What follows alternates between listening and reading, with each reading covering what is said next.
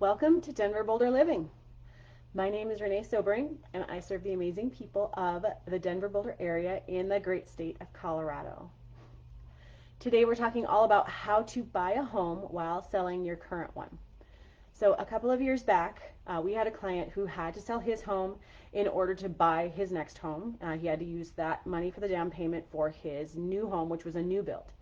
Now, new builds don't always have a closing date that is set in stone, so we decided that it would be best to make sure that we finagled a little bit of leniency or a little bit of flexibility in his contract to make sure that he had a flexible closing date and possession date so that he could wait for his new build to be completed. We were lucky. We were in a strong seller's market, so we had absolutely no problem finding a buyer who was willing to do a lease back for our client so that he could stay in the home until he was ready to move into his new build. And everything went pretty smoothly, especially considering the fact that I think the new build was about a month over on construction. So it was a little it could have been a big mess. I mean, if we hadn't structured the contract properly, he could have had to move multiple times. He could have been on the hook for a long-term lease financially while trying to pay for the new build at the same time. So it was really, really key that we were able to set that deal up the way that we did. Now, most first-time home sellers don't think about how tricky it can be to buy and sell a home at the same time until they do it. So buying a home while you're still living in your current home basically sets up a string of dominoes, and if one domino doesn't fall over, the whole thing falls apart. So what I'm going to do today is I'm going to walk you through the process so that all the pieces come together easily for you. So there are 4 ways that you can buy and sell a home simultaneously. Number 1, buying contingent, closing contingent. Many homes are sold on a contingency basis, and what that means is that you put in an offer on a new home. It obligates you to purchase the new home, but only if someone buys your home. It's a great option for somebody who has a home to sell because it takes away all the risk. You know, if something happens with the buyer backs out of buying your home, then you are not obligated to purchase the next home.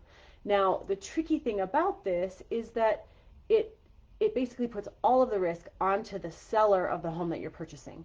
And a lot of sellers don't want that risk, especially if you're trying to sell in a really competitive market. Now, imagine that you are selling your home and you get 5 offers, and one of them is non-contingent and the rest of them are contingent. Which one is going to stand out? Which one is going to be the most appealing? It's a pretty easy option. Sellers want to make sure their home is sold. And so, unfortunately, a contingency doesn't fit the bill in most of those competitive markets. So a lot of buyers will do everything they can to make sure that they can buy without a contingency. There are 3 ways to do this. So number 1 was buying contingent. Number 2 is owning both homes. This is a viable option if you can afford 2 mortgages at the same time. Not a lot of us can, but some can. So in this case, you would get a new mortgage for your new home and then just wait to move out of your old home until you're ready. Pretty simple. Obviously, the drawback is that you have to pay 2 mortgages at the same time. It's helpful, though, if you are turning your old home, your previous residence, into an investment property or a rental. It's also helpful if you have a lot of construction or a big major renovation that you're planning on doing in the new home and you don't really want to live there while that's happening, so you can stay in your old home until the renovations are completed. Now, you have to be approved for the mortgage for the second home while you are while you are still paying on the first home. That can be tricky, and you also have to come up with the entire down payment and closing costs without using any of the money from the sale of your first home. So that can be a little tricky. So number 1 was closing contingent. Number 2 was owning 2 homes. Number 3 is renting a home. Now, I like this one the best. This is the best option in my opinion. Depends on the market, but it's often the best way to go. So there's 2 ways to do this. You either rent a random home, which is pretty simple, or you rent back your current home. So if you decide to rent a random home, basically what that means is you sell your house, you find a place to rent, you rent until you find your new house, and you move into your new home. Simple, easy peasy, right? Now, the tricky thing about that is how many times do you have to move there? Who wants to move that many times? Honestly, people do it, and sometimes it's what has to be done, but yeah, it's tedious. And imagine the costs associated also with storing all of your stuff in a storage unit or boarding your pets because the place that you found doesn't take pets. It can lead to some drawbacks. So the next option is that you rent back your own home, which is called a rent back deal or a lease back. Basically what it means is that you sell your home, you close on your home, and then you become a tenant in your home. So you become the tenant and the new buyer is your landlord. So they rent your home to you until you are ready to move out. Now, the tricky thing about this is that it puts all of the risk onto the buyer. And a lot of buyers don't want to rent their home out as soon as they buy it, or they don't want to push off their closing date or their possession date. So the nice thing about being in a strong market, in Colorado we've been in a strong market for many, many years now.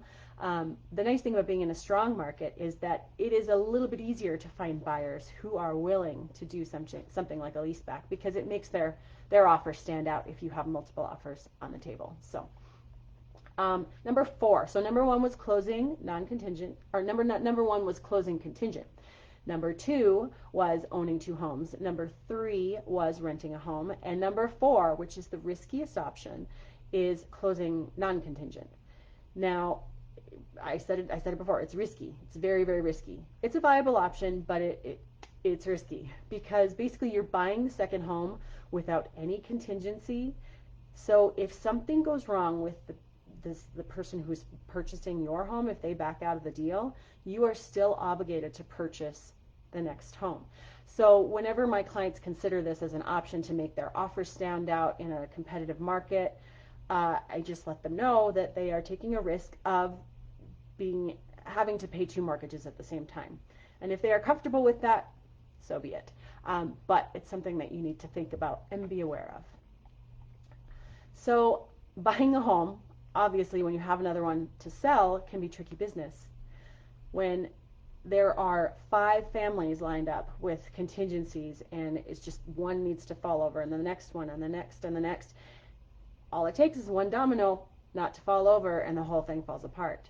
So, managing something like that is an art form, and you need an agent who can do that for you.